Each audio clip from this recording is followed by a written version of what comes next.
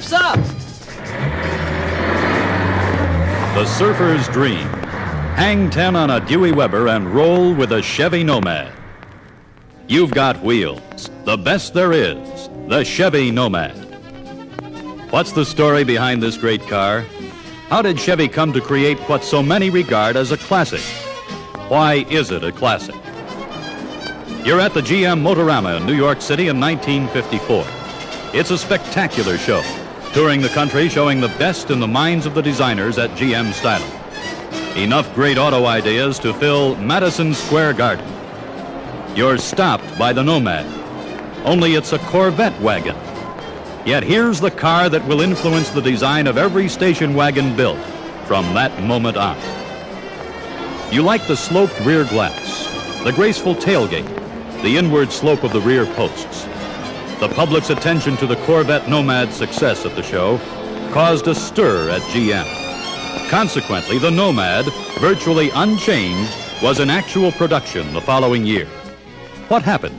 You're in the GM styling offices in Detroit. You're going to hear the story behind the Nomad from the man who knows more about the Nomad than anybody today. He's Claire McKeegan, one of the original designers of the car and the head of GM Advanced Styling. What happened when the car was shown off at the Motorama, Mr. McKeegan? I think it was at the preview time, and Howard O'Leary, who was the assistant styling director at the time, Mr. Earl, Harley Earl was the styling director, vice president in charge of styling, called me from New York and said that the car was such a big success that already they knew that they wanted to put it in production. So he asked us to change this design from a Corvette and blow it up a little bit bigger and put it on a Chevrolet. It's really amazing how close it came out to the original show dream car.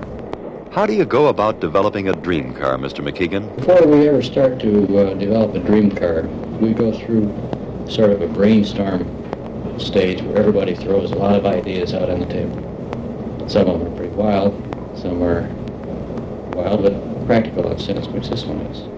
Well, what were you trying to accomplish when you set out to design the Nomad? The feeling at that time was that many wives wanted a second car to have this utility, and yet they wanted it to look like more like a passenger car. And you'll notice that since this time, most of our station wagons have had more lean to the back, and they're a little more passenger car-like. I sort of liken this in what we got out of it to the latest Pininfarina designed Dino car. Well, it just seems to be a natural design that people like it immediately. That shape is a more aerodynamic shape than the sedan. You mentioned that the original car was the Corvette Nomad. What did you do to adapt the Nomad station wagon design to the standard Corvette? We took a Corvette and cut it through and lengthened it and put this station wagon type body on it. And it had a good passenger compartment for 4 people and for 5 people. And of course it was smaller than the final Chevrolet model, but it had all the features. It had the leaning back and the appearance of the windows, the way they were cut in the pillar, leaning forward just like this. And it had the Corvette front end. We did have to raise the hood a little bit in order to get the station wagon body on. It was altered, but it had the appearance of the front end of the Corvette, and then the hood was shortened a little bit. Coming up with exciting ideas every year for the Motorama must have been stimulating to you. What was the attitude toward the Nomad when it went into production? Well, I think one of the nice things about the Nomad was it was so well treated inside. You know, it was a very deluxe show type car in the production car. Yeah, there were a lot of disappointed people when this went out of production. Sure were.